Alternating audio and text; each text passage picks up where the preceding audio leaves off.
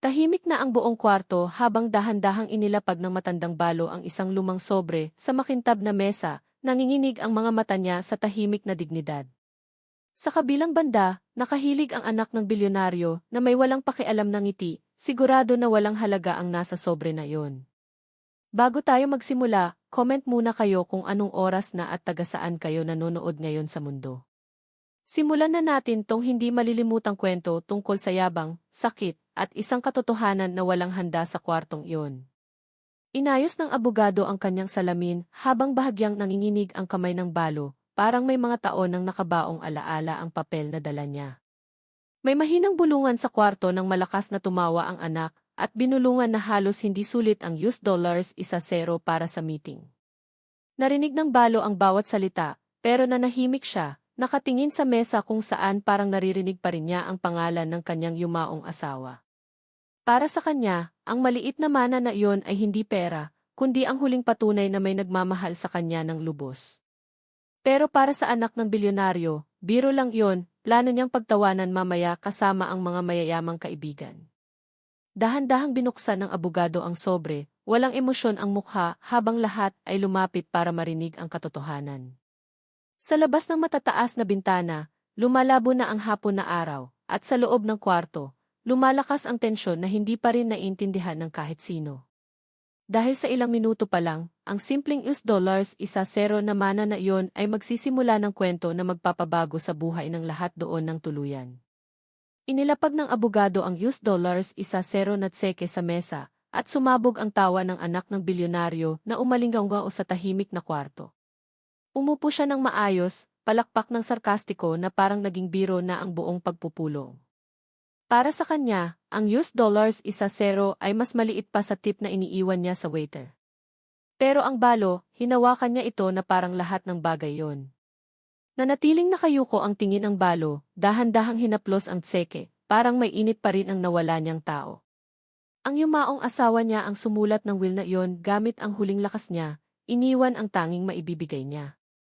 Pero ang anak ng bilyonaryo, wala siyang nakitang sakit na iyon, tanging pagkakataon para ipakita kung gaano siya kalakas at hindi matitinag.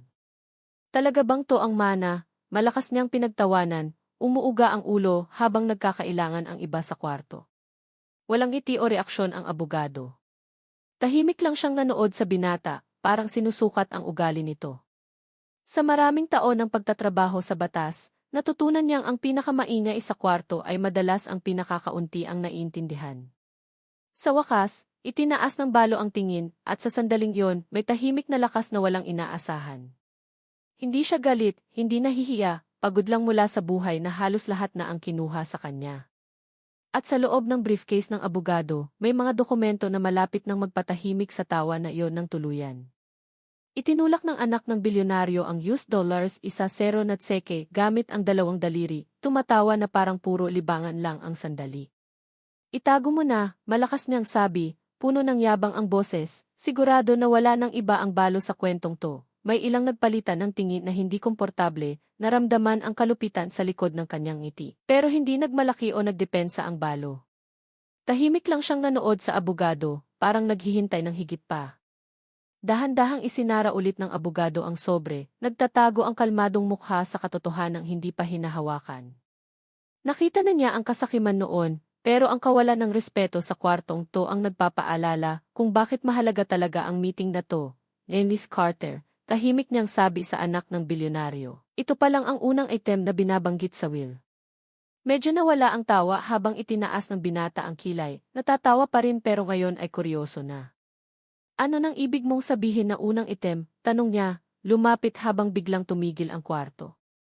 Binuksan ulit ng abogado ang kanyang briefcase. Kinuha ang makapal na folder na mukhang mas importante kaysa $1 na tseke. Bumagal ang paghinga ng balo dahil alam na niya kung ano ang maaaring ibunyag ng mga papel na yon tungkol sa huling lihim ng kanyang asawa. At sa loob ng mga pahinang iyon ay isang katotohanan na malapit ng gawing katahimikan ang mayabang na ngiti ng anak ng bilyonaryo. Lumapit ang binata na may ngisi, convinced na dinadramahan lang ng abogado ang maliit na kwento. Isa pang $1, siguro, biro niya, nagkalat ang ilang awkward na tawa mula sa mga nakatayo sa likod. Pero hindi pinansin ng abogado ang sarkasmo, nakatitig ang kalmadong mata sa binata. Dahan-dahang binuksan ang makapal na folder, ipinakita ang mga dokumento na may opisyal na selyo at perma. Tahimik na ang kwarto habang pinagsama-sama ng balo ang nanginginig niyang kamay, tibok ng puso puno ng tahimik na alaala. Sa loob ng maraming taon, pinrotektahan niya ang lihim na hindi gustong ibunyag ng asawa niya maliban kung tamang oras na. Tumatawa pa rin ang itsura ng anak ng bilyonaryo, tumutuktok ang daliri sa mesa na parang naghihintay ng isa pang biro. Pero sa wakas, nagsalita ulit ang abogado, matatag at matigas ang boses para patahimikin ang buong kwarto. Ang will ng iyong ama ay may pangalawang instruksyon na dapat isagawa agad pagkatapos ng una. Bahagyang kumunot ang noo ng binata ngayon, naramdaman ang pagbabago ng tono na hindi niya inaasahan. Inilipat ng abogado ang isang papel sa mesa, may heading na T-Property Transfer Authorization. At bigla, ang maliit na $1 isa zero na mana ng balo ay hindi na mukhang ang tunay na kwento. Kinuha ng anak ng bilyonaryo ang dokumento ng walang pakialam, inaasahan pa ring walang kwentang detalye para sayangin ang oras. Bahagyang nawala ang ngiti nang makita niya ang opisyal na selyo at pangalan ng malaking estate na malinaw na nakasulat. Ang property na to, kalmadong sabi ng abogado, ay inilagay sa special protection sa final will ng iyong ama. Tahimik na ang kwarto habang lahat ay lumapit, sinusubukang intindihin ang tunay na ibig sabihin ng dokumento. Dahan-dahang naging pagkalito ang mayabang ng ngiti ng binata habang binabasa ulit ng mabuti. Ayon sa dokumento, isang nakatagong countryside estate ang inilipat sa balo taon na ang nakalipas.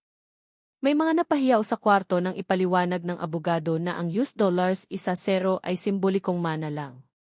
Ang tunay na regalo ay isang bagay na tahimik na pitrotektahan ng balo sa loob ng mahigit isang dekada. Binagsak ng anak ng bilyonaryo ang papel sa mesa, matalim na ang boses sa disbelief. Ang estate na iyan ay sa pamilya ko, sigaw niya, galit na lumalaki habang nawawala ang kontrol sa katotohanan. Pero nanatiling kalmado ang abogado, inilipat ang isa pang dokumento na may final legal confirmation.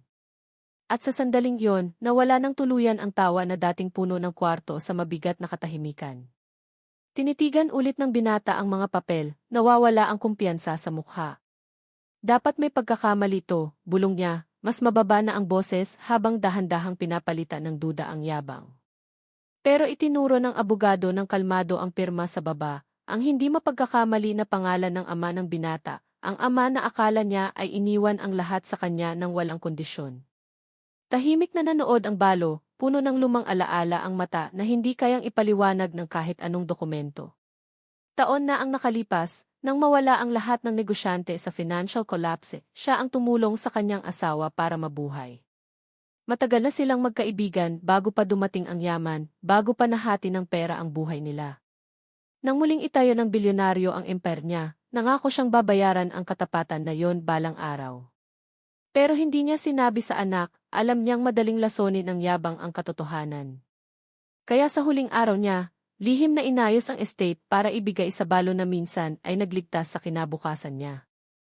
Dahan-dahang naupo ang binata, na-realize na ang kwentong pinagtawanan niya ay nakabase sa utang na mas matanda pa sa yaman niya, at sa unang pagkakataon sa kwartong iyon, hindi na ang balo ang pinakamahirap doon. Nanatiling tahimik ang anak ng bilyonaryo, nakatitig sa mesa habang lumalubog ng higit pa kaysa sa anumang yaman ang katotohanan. Ilang sandali lang ang nakalipas ng pagtawanan niya ang $1 isa zero na mana, sigurado na wala ng karapat-dapat respeto ang balo. Ngayon, umalingaw sa isip niya ang bawat salitang sinabi niya kanina na parang malupit na paalala ng kanyang yabang. Dahan-dahang isinara ng abogado ang folder. Binigyan ng oras ang binata para intindihin kung ano talaga ang ginawa ng ama niya. Sa labas ng bintana, halos nawala na ang araw, naiwan ang kwarto sa tahimik na liwanag ng gabi. Dahan-dahang tumayo ang balo, hawak ulit ang maliit na tseke, parang mas mabigat na ngayon ang kahulugan nito. Hindi kailanman tungkol sa pera yon para sa kanya, mahinang sabi niya, naaalala ang lalaking tinawag siyang pamilya. Gusto lang niyang panatilihin ang pangako noong wala pa silang kahit ano sa mundong to. Ibaba ng anak ng bilyonaryo ang tingin, nakaramdam ng hiya na hindi pa niya naranasan noon. Sa unang pagkakataon, nakita niya ang balo hindi bilang estranghero, kundi bahagi ng kasaysayan na hindi niya pinansin. Ang legacy ng ama niya ay hindi lang yaman o kapangyarihan, kundi katapatan na tumagal ng higit pa sa tagumpay. At sa tahimik na sandaling iyon, na-realize ng binata na ang tunay niyang nawalang mana ay ang respeto ng kanyang ama. Dahan-dahang tumayo ang anak ng bilyonaryo mula sa upuan. Ang dating yabang sa boses, ngayon ay pinalitan ng tahimik na pagsisisi. Tinignan ulit niya ang balo, sa pagkakataong to ay nakikita na ang lakas ng taong may taon ng tahimik na katapatan. Ang US dollars isa zero na tseke ay nanatili sa kamay niya, pero ngayon ay mas mabigat pa ito kaysa sa anumang yaman sa kwarto.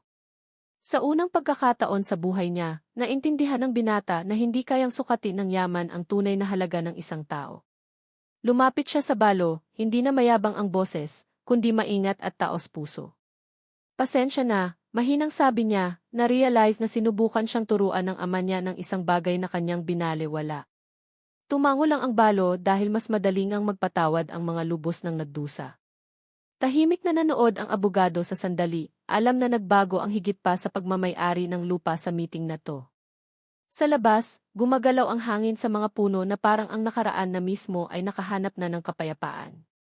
Malapit nang bisitahin ng balo ang nakatagong estate, ang lugar kung saan tahimik na naghintay ang nakalimutang pangako sa loob ng taon, pero ang binata ay aalis sa kwartong iyon na may dala na mas mahalaga pa kaysa sa property o mana. Tapos na ang kwento rito, pero buhay pa rin ang misteryo. Like, subscribe, at bumalik para sa susunod na hindi malilimutang paglalakbay. Kumusta? Pasok ba sa vibe? Kung gusto mong i-adjust kahit saan, mas dramatic, mas mabilis, o specific words, sabihin mo lang.